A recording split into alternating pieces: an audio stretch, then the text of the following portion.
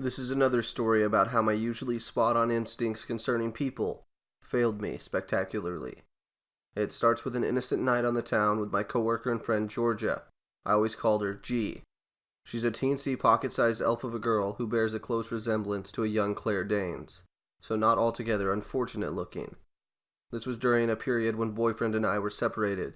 She was single too, so we went out to the local watering holes together quite often. It was that period of our lives where a night on the town meant dressing to the nines and then drinking, dancing, and flirting all night long. Now, as for myself, I very rarely drink. I get inebriated even less often. My limit is usually one mixed drink or 2 beers. I just don't like to put myself into a state where I'm not in control, especially in a bar type of setting, where you really need to be on your guard. For this reason, I usually drove whenever we went to the local watering holes. But that night, there was something wrong with my car. If I remember correctly, there was an exhaust leak. It wasn't something that would keep the car from running, but could possibly cause us to be pulled over, which was not a scenario that someone who has a drunk passenger and potentially a drink or two in their system wants to invite. Since we didn't want to run the risk of having any run-ins with the law, we decided that G would drive. To make a long story short, G got spectacularly drunk and decided to leave with an ex that she happened to run into during the night. She said not to worry, though. James would give me a ride home. James was the nice-looking guy that she had introduced me to during the night. She told me that they went to the same church and she had known him since she was a kid, and he was a really nice guy. James and I had been talking and dancing, and yes, even flirting a little as the night progressed. Because I felt like we'd gotten to know each other a bit, and because he came with G's stamp of approval, not something she gave readily to anyone, I felt fairly comfortable accepting a ride home.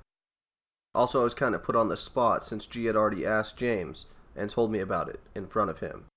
I didn't want to insult a guy I potentially wanted to go out with. Looking back, I wish to whatever you worship that I had just called a cab. On the way to my place, James dropped a lot of hints. I'm not ready to call it a night. I'd like to hang out a bit more. I could use another beer, etc. I casually told him that I was tired and ready for bed and thanked him for the ride. He asked for a kiss, and I gave him a playful peck on the cheek, patted him on the arm, and shut the car door. The next day I go out to run errands and the phone rings as I'm walking in the door. It's James wanting to hang out. I'm tired, so I say he can come over and we'll watch a movie and hang out for a short while. When I hang up, I see he's left a couple messages while I was out. A little pushy, but okay, I guess. Maybe he just really likes me. We're sitting on the couch watching a movie, and he goes from friendly companion to full-on make-out mode in 0.2 seconds.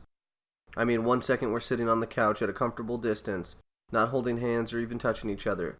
The next he's practically on top of me, ramming his tongue down my throat. Oh no, dude. Homegirl don't play that. So I'm telling him no, and he's acting like he doesn't get it. He's getting slightly more and more aggressively affectionate, and I'm starting to low-key panic. I don't remember what I said exactly, but I did eventually manage to get him out the door.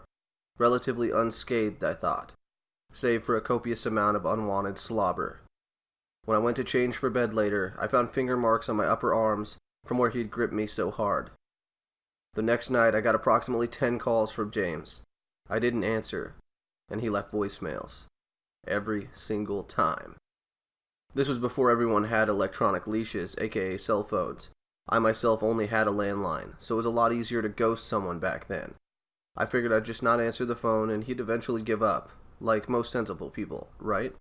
Wrong. My phone rings at 4 a.m. Now we know nothing good happens at that hour of the night. People don't call you up to chat. So when I was jolted out of sleep, I answered the phone automatically, without even pausing to think or look at the caller ID. It was James. Are you kidding me? I'm sleeping. No, you're not. Yes, I am. That's what most people do at 4 a.m. on a work night. Why is your living room light on then? You know that old saying, my blood ran cold? Well, I always thought it was a dramatic phrase to describe a sudden fear, but you don't fully understand it until you experience it the way I did. He was calling me from right outside my front door. I was single, lived alone, and had no weapon. I was in the habit of leaving certain lights on at all times because, quite honestly, I'm afraid of the dark. I feel safer with lights on and even sleep with a bedside lamp on. I always have since I was a child. I don't remember what I said back except that it involved lots of swearing, and it ended with him pounding on my door and calling me repeatedly for about a half hour or so. I eventually had to call the police to get rid of him, The next day I sarcastically thanked G for the setup, and she was furious when she saw the bruises on my arms. She ended up admitting that she didn't really know James all that well, but they had been acquainted for a long time, and he seemed like a nice guy. He kept up the psycho dialing for a while, but finally quit when G confronted him about my bruises and threatened to expose his behavior to the church community. And worse, his mother. Thank goodness. James, wherever you are, let's never, ever meet again.